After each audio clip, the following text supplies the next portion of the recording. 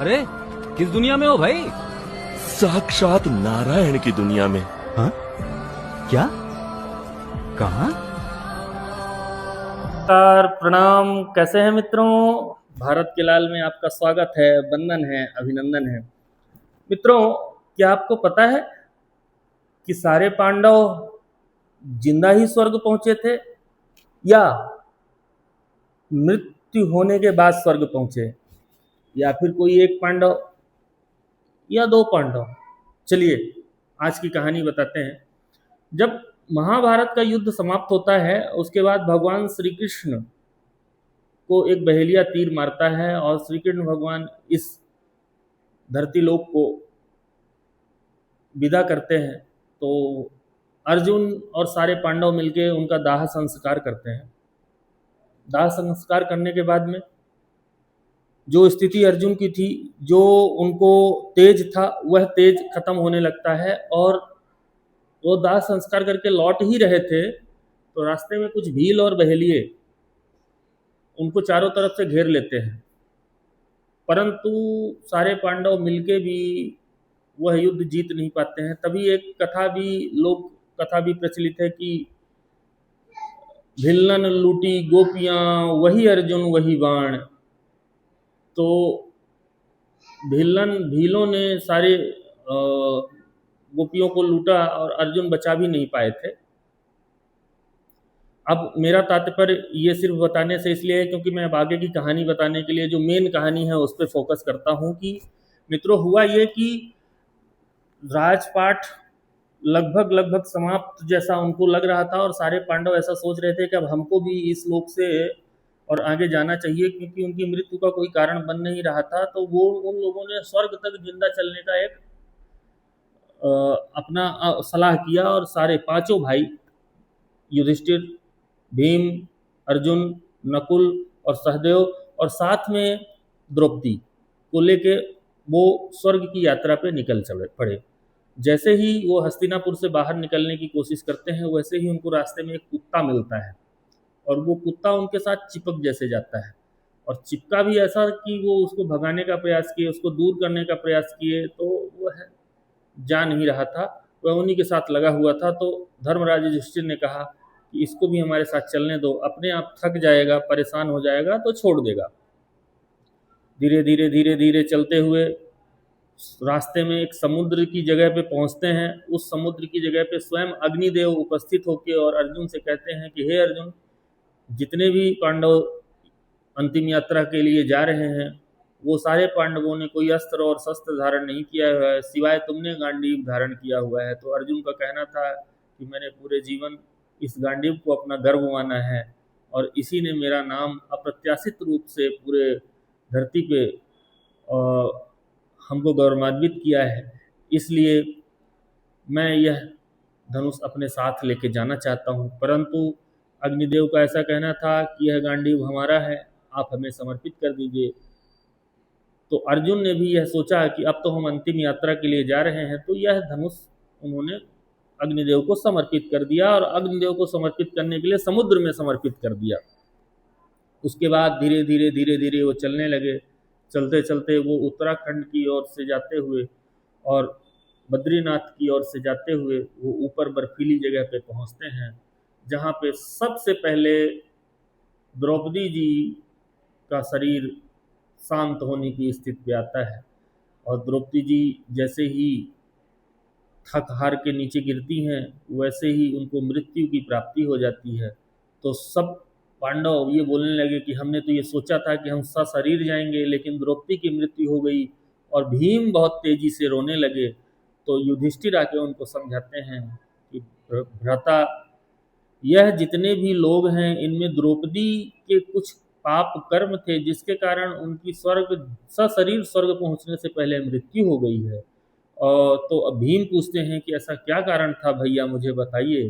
तो भीम को युधिष्ठिर बताते हैं कि हम सारे पांडवों की पत्नी थी द्रौपदी, परंतु हम सारे पांडवों में से वो अर्जुन को ज़्यादा प्रेम करती थी और यही कारण था कि उनके मन में एक कपट था, जबकि उनको ऐसा नहीं करना चाहिए था और यह पाप ही उनको मृत्यु का कारण बना।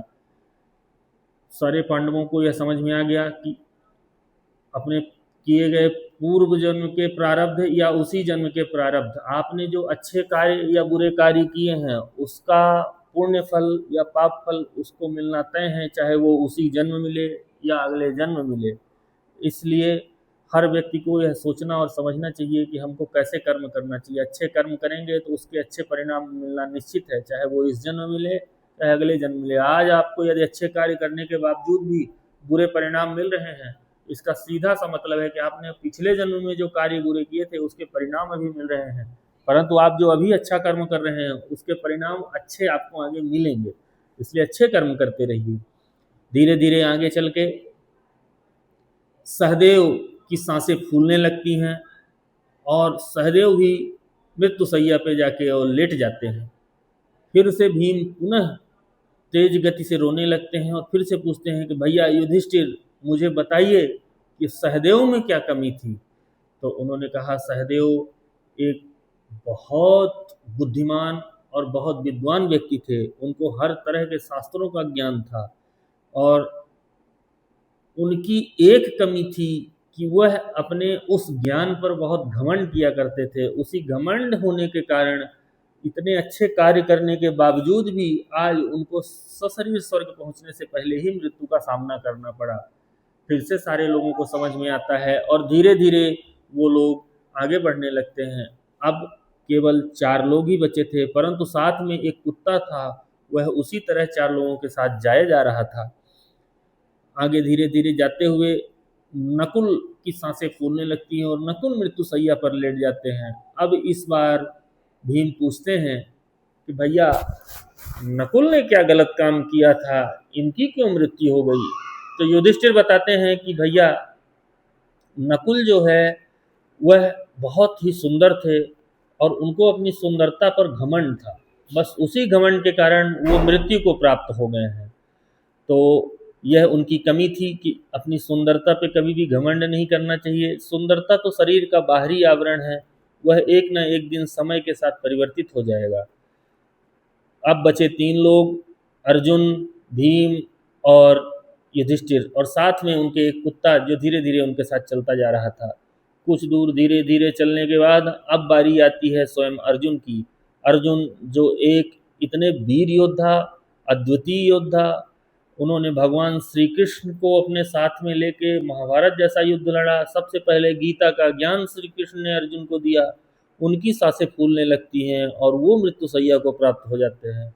अब भीम पूछते हैं कि अब अर्जुन जैसे व्यक्ति जो स्वयं भगवान श्री कृष्ण का सखा रहा हो, उसने ऐसा क्या पाप किया था भैया। तो युधिष्ठिर बताते हैं कि अर्जुन जैसा व्यक्ति कोई हो ही नहीं सकता, उसने कुछ भी पाप ऐसा नहीं किया था, परंतु उनमें एक ही कमी थी कि वह अपने से बड़ा योद्धा पूरे पृथ्वी में किसी को भी नहीं मानते थे, और यह ही घमंड ही उनका एक पाप था। उसके कारण ही वह मृत्युलोक में ही मृत्यु को प्राप्त हुए, स्वर्ग लोक तक नहीं जा सके। अब केवल भीम, युधिष्ठिर और वह एक कुत्ता जो उनके साथ में था, वो धीरे धीरे आगे बढ़ने लगते हैं। कुछ दूर चलते चलते चलते चलते लास्ट में भीम की स्वयं सांसें फूलने लगती हैं।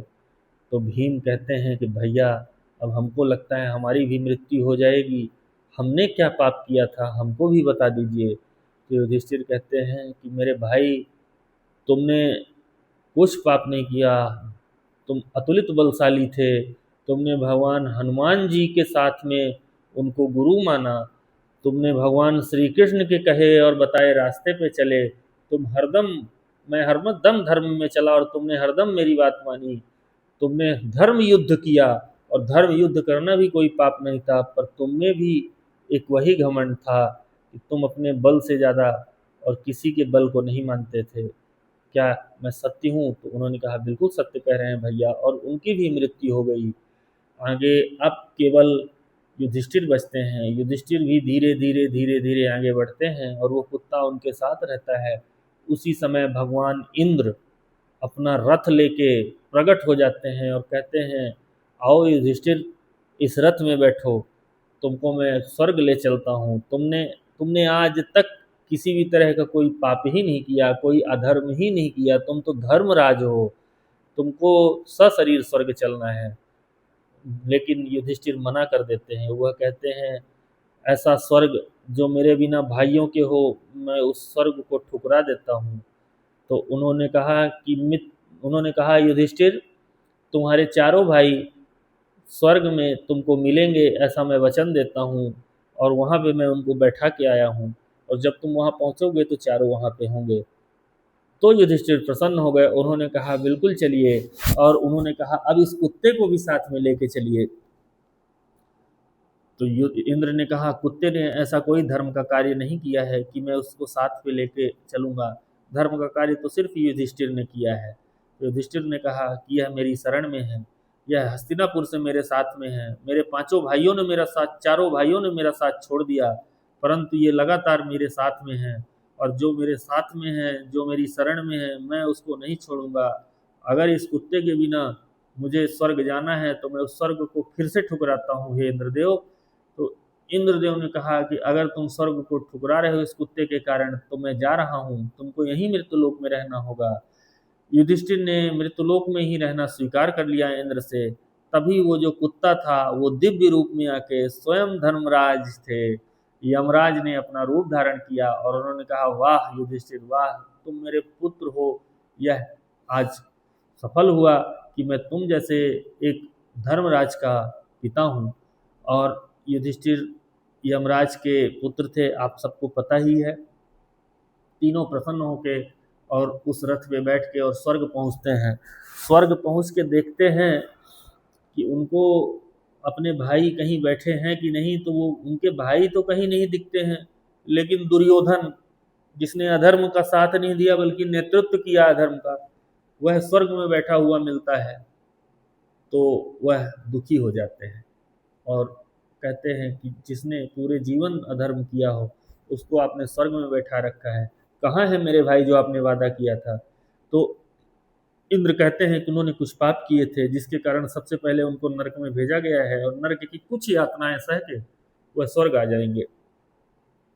तो युधिष्ठिर कहते हैं कि जिस नरक में हमारे भाई हैं, मुझे ऐसा स्वर्ग नहीं चाहिए, मैं उसी नरक में जाना स्वीकार करूंगा, मुझे भी ले चलिए नरक। तो उनको नरक ले जाया जाता है। नरक जाके और देखते हैं कि वहाँ बहुत सारे, किसी को खौलते हुए तेल में तला जा रहा है, तो किसी का जो है हाथ धीरे धीरे काटा जा रहा है, तो किसी के सलिया, गरम सलिया करके घुसेड़ा जा रहा है। यह नरक की यातनाएं देख के उनका मन द्रवित हो जाता है। तो कहते हैं कहाँ है मेरे भाई, कहाँ है मेरी पत्नी।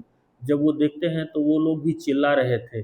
और युधिष्ठिर कहते हैं कि अगर हमने थोड़ा सा भी धर्म का कार्य किया हो, यमराज से कहते हैं कि अगर हमने थोड़ा सा भी धर्म का कार्य किया हो तो हमारे इन भाइयों को क्षमा करके और इनको भी स्वर्ग के लिए भेजें। और अब मुझे यमराज से ही दूसरा प्रश्न करते कि अब मुझे ये बताइए कि मुझे क्यों लाया गया है नरक में, मैं तो अगर स्वर्ग के लिए आया था तो स्वर्ग से नरक तो लाना नहीं चाहिए था। तो यमराज कहते हैं कि पुत्र, तुमने पूरे जीवन धर्म का कार्य किया, लेकिन तुमने एक बार एक अनकहा असत्य बोला, अनचाहा असत्य बोला, जिसके कारण तुम्हें क्षणिक मात्र ही सही परंतु नरक में आना पड़ा। और वो अनकहा और अनचाहा सत्य था कि उन्होंने द्रोणाचार्य के पुत्र अश्वत्थामा के लिए कहा था कि अश्वत्थामा हतो। उसके बाद वो कहना सत्य चाहते थे कि नर है या कुंजर, लेकिन भगवान श्री कृष्ण ने वहाँ पे शंख बजा दिया था और किसी को सुनाई नहीं दिया था, और भगवान श्री कृष्ण के कारण ही वह सत्य भी असत्य में परिवर्तित हो गया था। तो द्रोणाचार्य जी पुत्र शोक में अपने शस्त्र छोड़ दिए थे। तो यह एक पाप उनके ऊपर चढ़ा हुआ था असत्य बोलने का, इसके कारण क्षणिक मात्र ही सही परंतु उनको भी नरक देखना पड़ा। फिर यमराज ने प्रसन्न होकर पांचों भाइयों और उनकी पत्नी सहित स्वर्ग भेजा, और फिर वो स्वर्ग में आके रहने लगे। तो इस तरह हमने पांचों पांडवों, द्रौपदी सहित स्वर्ग की यात्रा के बारे में बताया। मैं इसी तरह की छोटी छोटी महीन जानकारियाँ लेके प्रतिदिन आपके साथ आता रहूँगा। आप लोग इसी तरह अपना प्यार बनाए रखिए, अपना लाइक करते रहिए, सब्सक्राइब करते रहिए, और वीडियो अंत तक जरूर देखिए। यह अंत तक देखिएगा तो मुझे मज़ा आएगा। अगर आपने अंत तक नहीं देखा, सिर्फ वीडियो का ऊपर थंबनेल या वीडियो के 1, 2, 10 सेकंड 15 सेकंड देख के निकल गए, तो फिर हमारा वीडियो बनाना निरर्थक है। हम सिर्फ आपके प्यार और आपके स्नेह के कारण ही इस तरह की जानकारियाँ आपके सामने लेके आते हैं। अभी हम देश के इतिहास के बारे में, देश की धार्मिक, देश की राजनीतिक, देश की भौगोलिक जानकारियाँ आपके सामने प्रस्तुत करते ही रहेंगे, बताते ही रहेंगे, आपके बीच में आते ही रहेंगे। बहुत बहुत धन्यवाद, नमस्कार, प्रणाम। भारत का लाल प्रतिदिन आपको कुछ न कुछ लेके आता रहेगा।